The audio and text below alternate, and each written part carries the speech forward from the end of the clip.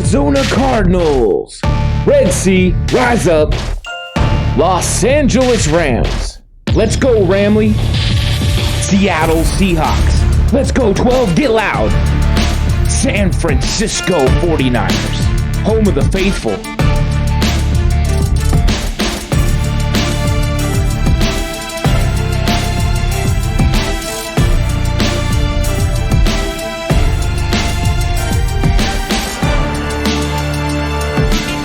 Quest for the West.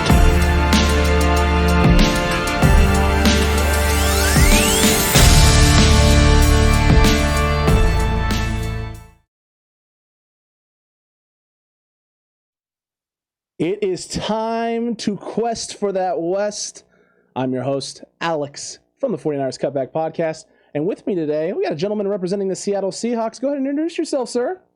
Hello, my name is Sam Belcher. I am the co-host of the Always Compete Seahawks podcast. We talk about Seahawks on a very consistent basis. If you love any Seahawks content, go over there and check it out. I appreciate you for having me on. Very excited to talk some football, and I'm just going to hand it back to you to kind of get rolling with what we're going to be talking about today. Absolutely, and we're talking about what team's on top, what team is leading the pack. We got our Rams and our Cardinals down there who had great weeks as well. But the 49ers had a great start to their game and then tailed off there towards the end, and also were dealt some pretty serious injuries. But for the most part, the team looked pretty solid. Run game was phenomenal, like it always is under Kyle Shanahan.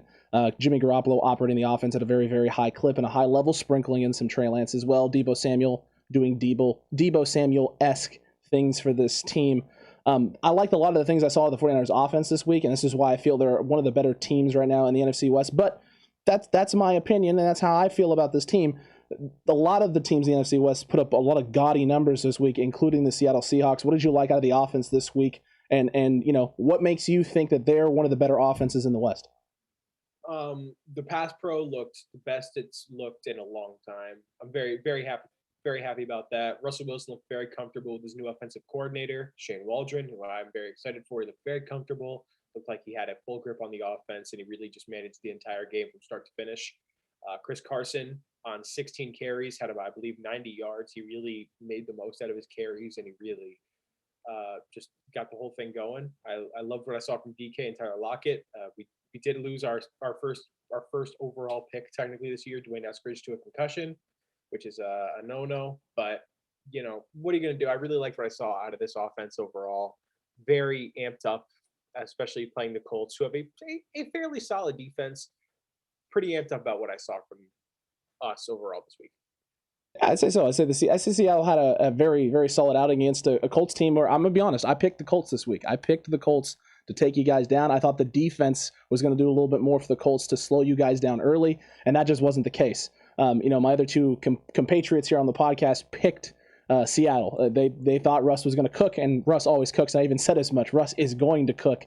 But I thought the Colts could slow you guys down a little bit more than they did, and I have to give you guys credit. I really do. The defense did an incredible job of really limiting and getting yourself, once you guys got up ahead, really limiting the run game for the Indianapolis Colts. The run game was not what it typically is for them. Jonathan Taylor only gets 56 yards and 17 touches, like 3.3 yards a carry. Nyheim Hines does a little bit more damage, but in terms of like yards per carry, but it's very, very slight. And you kept Carson Wentz in the pocket. Carson Wentz didn't make typical Carson Wentz mistakes of the past few years. But I liked what I saw out of your guys' defense, and I think that was one of the things coming into the season there were question marks about. Did you think overall the defense played up to par? Is this the best they're going to look all season, or can they continue to improve and get better? Like you said, very happy about what I saw from this defense. Really was on the entire game. Really didn't have any mistakes, which I'm very happy about. I do think that we can get better as the season goes on. I'm not 100% sure if we're going to get much better, but from what I saw this weekend, we really limited the mistakes on defense. We were aggressive to get to the ball. Like you said, we really limited a strong run game. We got to the quarterback a lot on a very good offensive line. I really loved what I saw from this defense, something that I was frankly very concerned about in the preseason, and I'm sure you could go over to the podcast and see me talking about it, see me saying I don't like the corners, I don't like where this is overall going. I really liked what I saw from guys who had to maybe replace a guy who left from last year, or guys who had to step up and make differences. And I was very amped up after watching what the defense could do, knowing that if they can play like this for the entire season, we are in very good shape, especially if the offense can keep working and the defense is just playing at this level. No, I feel you there. I mean, this was one of the things. If you had asked me a week ago, what I thought a Niners, like edge-wise, other than the D-line, which I think is the 49ers' biggest strength, right? I think of the entire NFC West, if you look at what this front unit is with this D-line, they're 12 deep, especially when Jordan Willis gets back from the commissioner's exempt list and comes off of his suspension. They're 12 deep. They can rotate guys in. I felt that was a strength. But if you asked me to compare it to one other thing, if there was another area that was that I thought we had an edge up maybe on the Seattle Seahawks, it would have been corner. And then Jason Verrett goes down, and I'm like, yeah, okay, maybe that's not the case anymore. You guys are kind of in a similar boat to us, where I don't know if I don't believe there's as much depth there in Seattle at the cornerback position. Do you echo that sentiment? Do you feel there's some issues and concerns there if something were to happen? I would say that we have some depth, except the depth is kind of like the same throughout. Like, we don't have necessarily strong depth. We have guys who I think can come in and play. We got some guys who have starting experience, but I'm not very confident in this corner room. We're playing Tennessee this week. This is like the test. They've been saying the entire offseason that they've heard the doubters saying that the cornerback room is rough, and they believe they have a chance to be the best in the league. Show it this week when you play a receiving core like the Titans. And I mean, frankly, looking on it, I think that we have very similar corner rooms of, we're thin. We're not deep. We're thin. We both have very deep defensive lines, very talented linebacking cores, and our corners are just like, they're dwindling, it seems. We don't really have a lot. You guys lost your number one, which is obviously a huge loss this early in the season. Yeah, it really sucks, man. I really feel so bad for Jason Verrett. He can't catch a break. I feel so bad for him. But big loss for you guys. I feel like you guys probably have a similar corner room to what we have now, where you have guys that can get the job done, but you're not going to have any guys that wow you in the process. You're going to have guys who have bad games here and there, and that's always going to happen.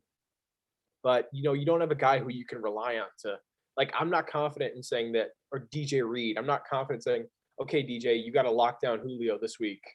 Let's go do it. I'm not confident in that. So, little concerned about our cornerback room. They played well. I need to see consistency, which is one of the biggest issues from last year. Just please be consistent. Show that you can play well all now 17 games. And, what are your thoughts? I just want to hear like a fan's thoughts on what your cornerback room is like and what you guys are kind of dealing with. I mean, our cornerback room, if you had asked me this before the injury, I felt the cornerback room was very stable. I like Emmanuel Moseley. When Emmanuel Moseley was going to get back and healthy, some 49ers fans don't feel that way. They don't feel that that's the case. They feel the cornerback room is extremely weak. When we had Jason Verrett and Emmanuel Moseley, I was very comfortable with that. I've seen the way Emmanuel Moseley plays physically against DK. I like the way that he tries to jam him at the line and slow him down a little bit and make his routes take a little bit longer to get into, especially when he's running the deeper routes, deeper digs, comebacks, rails on the outside, things of that nature. When you're playing physical and you can be physical with DK, it's going to put pressure on the O-line for the Seahawks, and that's what I want personally, because that's what we're built on, right? We're built on that front four putting pressure. So I liked it. Now with Verrett gone, I don't dislike it, but it's now a question. I like the moves that they made. Josh Norman coming in. I've watched a lot of film on him since. He looks like he could fit in the scheme. Is he going to fit like long term in the scheme? I don't know. Is he going to be a guy who has a lot of success?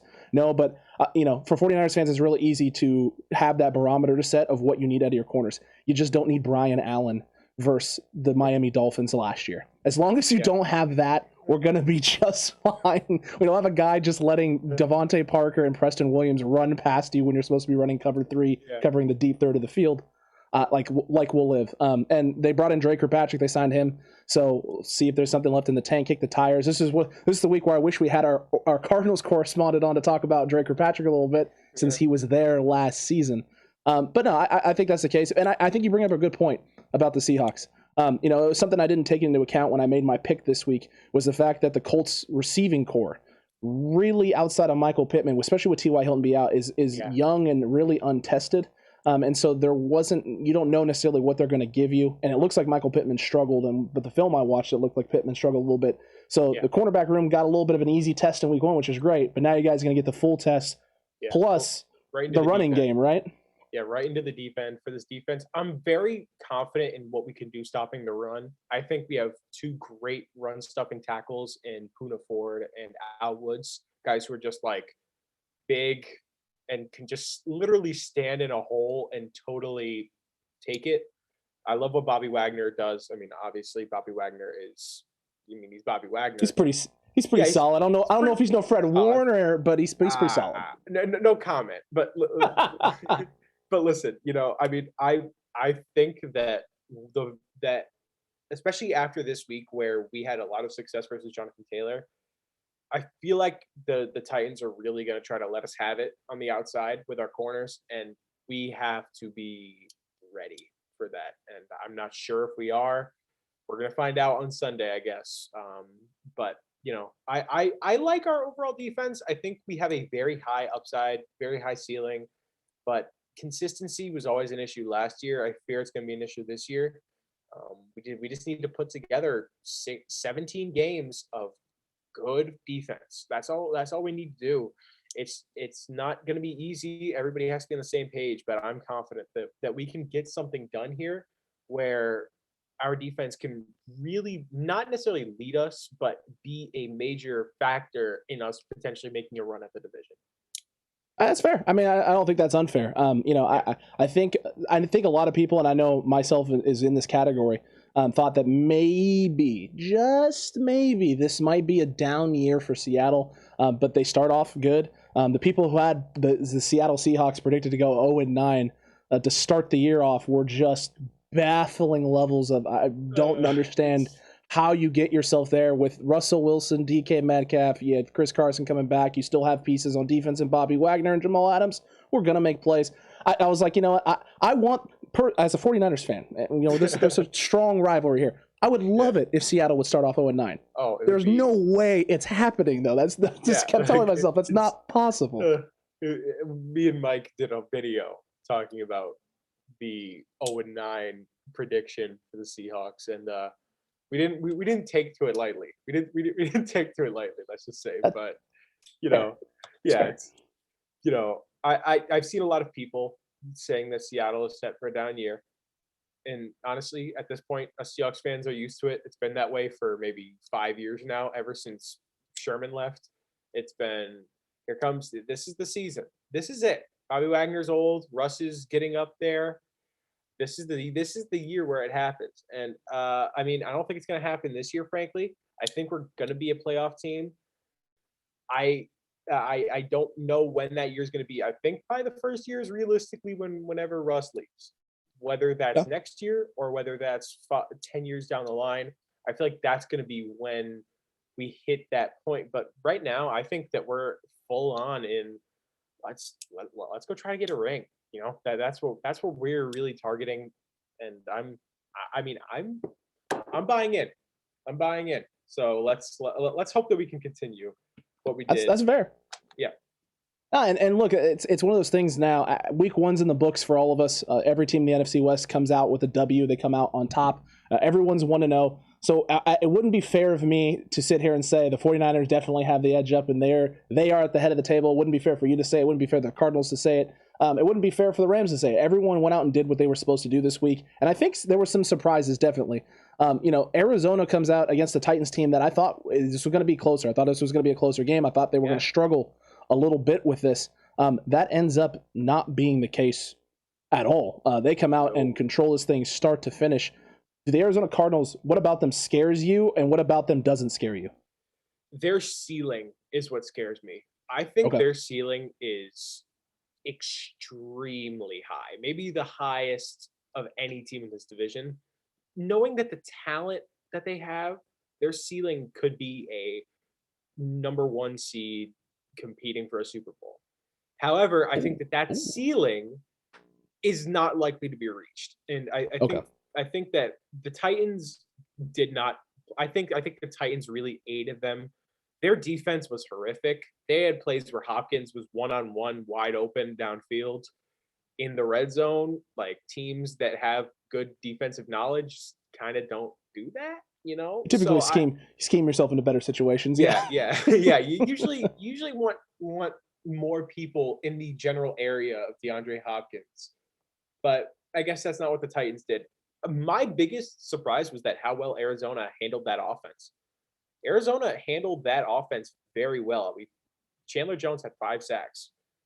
Yeah. 5 sacks. It was very scary to watch. 2 forced fumbles also. I mean, he just caused havoc. Destroyed Taylor Lewan. Like, made Taylor Lewan, who's a Pro Bowl left tackle, look silly. Arizona's ceiling is very high, but the one thing that I do like, though, is even after this week, I don't love their depth on defense. I think their depth on defense is still a concern. I think after you get past J.J. Watt, Chandler Jones, and Budda Baker, it's like there's nothing really there to support that. And especially in that corner room, I think that that's another weakness that they have. I think that really we can attack this. And like I said, they're not going to be playing a defense as bad as the Titans are at least projected to be every week, especially when it comes to like the Rams. They're not going to be playing the Rams. They're not going to be playing the Titans defense every week.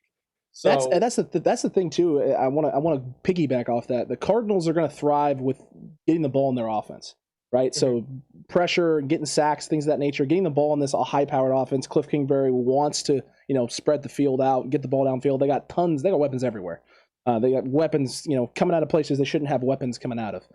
And so it's one of those things where I look at them, and I think that's my biggest concern with the Cardinals is youth, where the youth is youth at cornerback, right? Youth at the linebacking core. And so are these guys who Cardinals fans and the coaching staff think they are, or are these guys still young upcomers who are going to have moments, right, and flashes? Like Isaiah Simmons had a pretty good game. He had a pretty solid game. Marco Wilson had a good game, but I'm a Florida Gator fan. I watch a lot of Marco Wilson. Marco Wilson had great games, and then Marco Wilson had games where I was just like, get him off the field. Get him away from shoes also, because he'll pick up a shoe and throw it and cost you the game against LSU. So there are always questions about youth and how youth is going to hold up over time, because with youth there's tendency, right? You're going to put tendency on film. That film, as the season goes on, is able to get analyzed and exposed and find ways to attack. So we'll see what happens. I agree with you there, though. Some depth concerns there with the defense, but offensively, they're scary. 100% scary. They're scary. They're very scary. Another thing that I think really plays well into the favor of the NFC West is that Cliff Kingsbury, I don't like him as a coach. I think he's not, I don't think he's like, I think he's probably subpar when it comes to the overall coaching tree, especially compared to the rest of the West, where you have Sean McVay, arguably the best coach in football, Kyle Shanahan, arguably the best coach in football, Pete Carroll, one of the most experienced coaches in football. And then you have Cliff Kingsbury, who's never had a winning season. He was never even amazing at Texas Tech. Accurate. And he's young. So I don't know, like, what are we going to see from him this year? Like, this is like the do or die year for Cliff Kingsbury. What are we going to see? And how will he, change from the last 2 years where he's not been good? Really just hasn't been good. So adjustment period. There's always that adjustment period when you come from college to professional sports, right? There's a different way to attack and approach the game. I mean, Urban Meyer's dealing with that right now in Jacksonville, and Urban Meyer I'm a big fan of, but he's struggling right now with decision making, certain things you can do. I mean, they're down 20-7 going in, what should have been going into half, run the ball a couple times, then try and throw it on third down and give the Texans the ball back with under a minute or under 40 seconds left. They throw 3 straight times, 3 straight incompletions. Texans get the ball with a minute 30, minute 40 left, and then drive down the field and punch one in before half, and it's 27-7 instead of 20-7 going in. So there's things like that where you got to learn, right? You got to learn that there's a difference between you're not throwing on, UAB in week 1. You're not throwing on those type of teams. That's not who this is, where you can give them the ball with 2 minutes left and they're not going to drive down the field. These are professional athletes. These are the 1% of the 1%. And it's one of those things where I keep looking at the NFC West and what the teams did, And, you had the Cardinals who stacked up on weapons and added pieces. Seattle, you didn't have a lot of draft picks this year, and that was concerning. In fact, it was something we laughed about, was the very few amount of draft picks that you guys had going into a draft, which felt like it was stacked with talent. Yeah, trust me, it was not something that I loved. It really was not. I mean, I don't really know how much to add to that, but yeah, we did not have a lot of draft picks, so no. But the Rams did the same thing though, right? Is Cardinals added weapons, the Rams added weapons, everyone's stockpiling an offensive arsenal. And the Niners, I don't feel, did that as much. We addressed the quarterback room and made sure we had depth at the quarterback position in case something happens to Jimmy. They go out and grab some running backs and some corner depth a little bit, and just kind of sprinkled in places all over the place. Who do you think, personally, based on what do you think? Who has the biggest firepower offensively right now in the NFC West? That's a good question. Weapons wise, I would probably lean Seattle. I mean, DK and Tyler Lockett may be the best receiver duo in the NFL. Chris Carson really was dominant. Russ is great.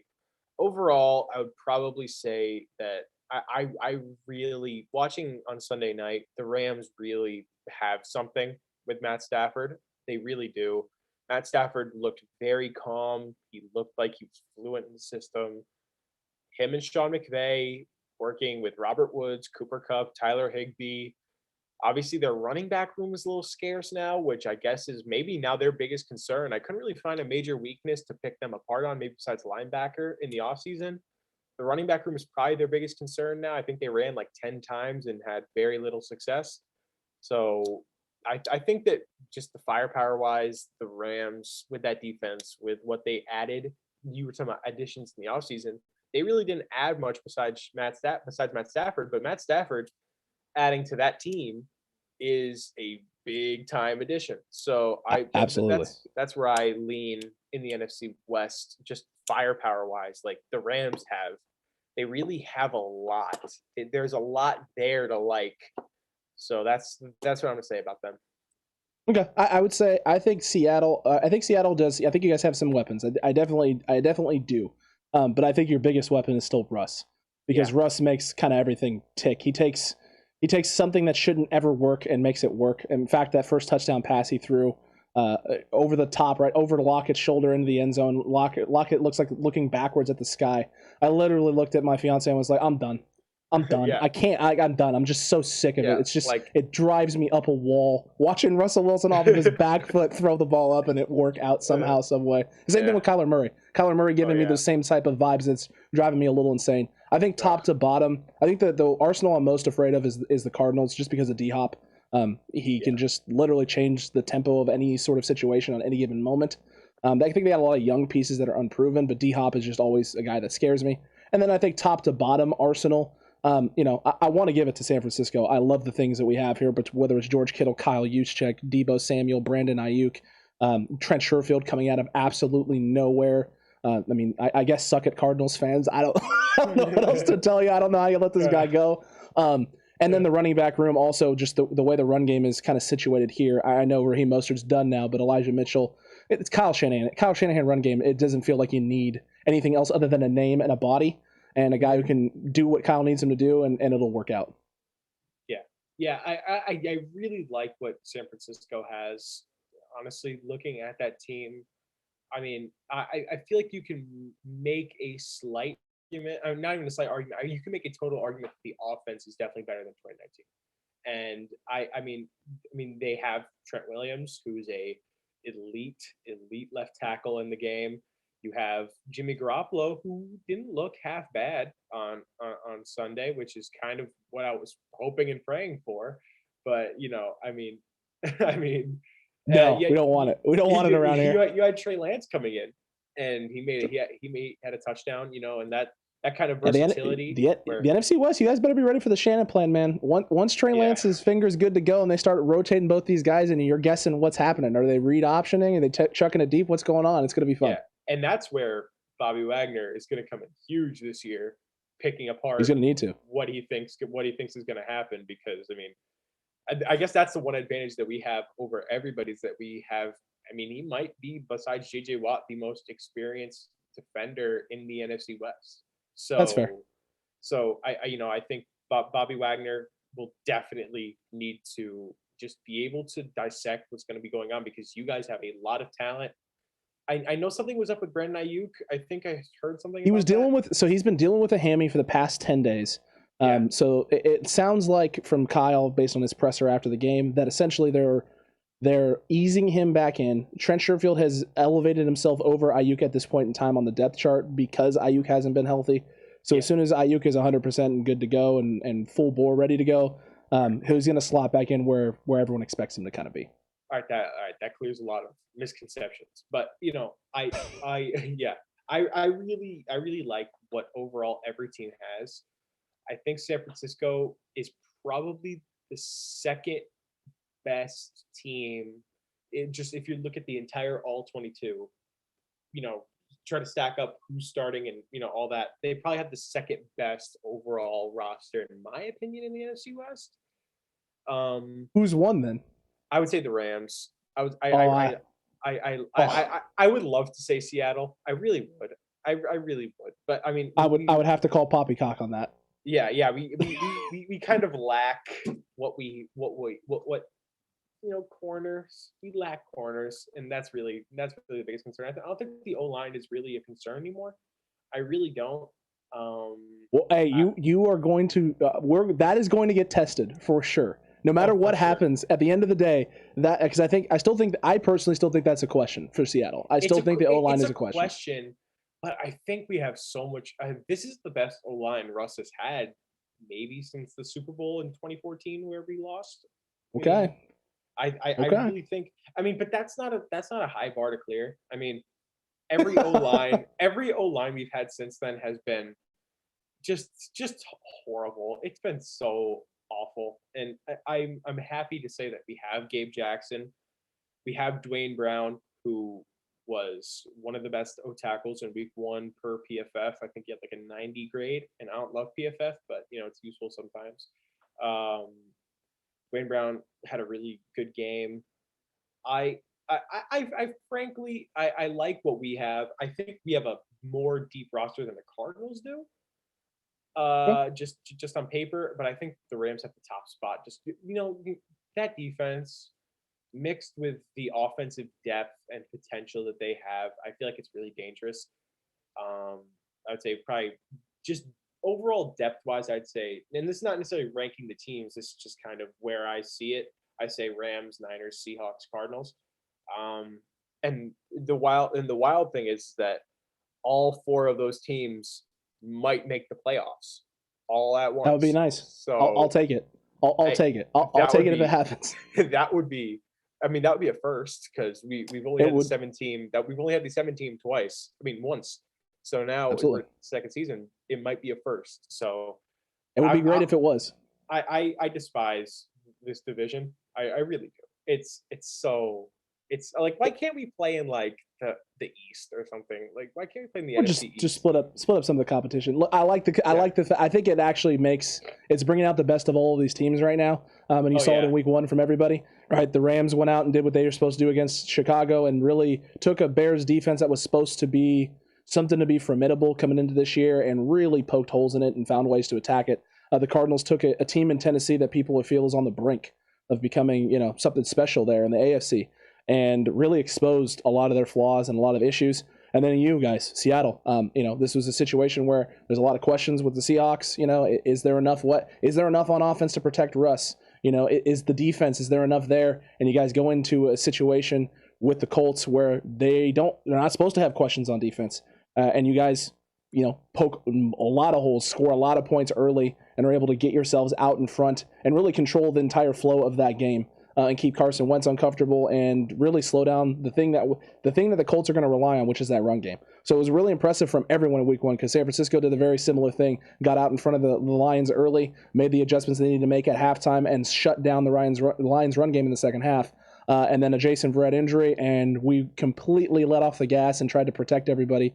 It's one of those things where, as a coach, you see that happen. You see one of your guys go down, and you just like, all right, we just need to make sure we get out of here with no more casualties. So the Niners were willing to win by 7 rather than win by 30. Yeah. I noticed that, and especially when you're playing a Dan Campbell team, that team is never going to take their foot off the gas, whether they're down by like 50 or 5. They're not gonna take their foot off the gas. I'm not really concerned about what happened overall in the game for you guys in week 1. I mean, I'm talking on a 49ers kind of fan look here. If I was a 49ers fan, I wouldn't be concerned. The Lions fought. You guys had some injuries that you obviously took a precautionary outlook on, and it's totally fair to do that. So I'm not if I were a 49ers fan, I wouldn't be concerned with what happened in week 1, because on paper, 41-33 versus the Lions is not a great look, but when you really look at the game, the 49ers they dominated the entire way. So I would really not be concerned about that. But I do think that the injuries are definitely the biggest headline coming out of you guys for week 1. I wonder what that is. It's almost like it happened in 2020 or something. Yeah, it's almost like something is happening again. It's weird. I remember that. I think I was. Didn't you guys, like, on the first day of mini camps, you guys had 2 players go down with ACL injuries?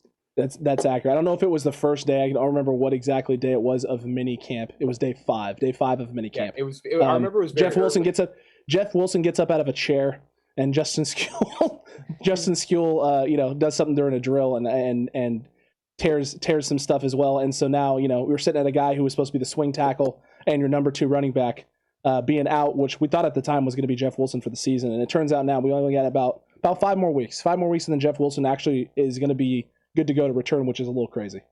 Yeah, that's wild. That's crazy. But yeah, I mean, the injuries, Jason Verrett is a huge loss. Raheem Mostert, it is a big loss, but you guys have very good depth. I going into the draft, I really like Trey Sermon. I think you guys got a really nice guy there, and I think he's going to be very quality at running back. I mean, it's definitely, that's the main concern. I think for the Seahawks, the main concern would probably just be, is this what I don't know if we had a main concern for week 1. I would just say, like, is this the team that we're going to see every week? Because that's something that you always feared last year with the Seahawks. I think it's going to happen again, frankly. It's just something where, like, can Russ play this well every week? Can the cornerbacks play against really good receivers like this every week? That's a tall task. Yeah, it's a tall task to do that every week, especially versus the Cardinals and the Rams and the 49ers, who will have pretty good receiving rooms, and pass rushes and pass rushes. So, that's my main, not necessarily concern, just question, like, can you guys do it every week, or at least half the time? We need it. I mean, because I think the offense kind of speaks for itself. I would just say that we need some consistency for the defense, and that's really my thoughts on, or my kind of outlook on what happened in week 1 for both teams and what I really saw. Absolutely, man. It's going to be very, very interesting to see how the rest of this plays out. Week 2 is going to be a tight one for everybody, right? Seattle, you guys get yourself a nice matchup there. You get to go up against someone who has already been dealt a blow already from an NFC West opponent. Yep. The Rams are going to try and continue to build, as are the Cardinals. And the Niners now have themselves a pretty incredible test, especially with Verrett going down, with a lot of speedy wideouts there in Philadelphia with the Eagles. Hopefully week 2 goes well for everyone in the NFC West. We'll see if any one of our teams comes out on top and is able to sit at the head of the table. Sam, man, thank you for joining us on the quest for the West. We hope to get some more people in, and let everyone know again where they can find you and your show. You can find me at the Always Compete Seahawks podcast. You can find me wherever you get your podcast, whether that's Apple or Spotify, anywhere you get your podcast, we are there. And we are also on YouTube, the Always Compete Seahawks podcast. I appreciate you for having me on. Love talking football. And yeah. We'll see everyone next week as all of these teams look to claim the head of the table in the NFC West. Until next time, Cutback crew and NFC West fans, stay safe. We'll see who can come out on top in week 2.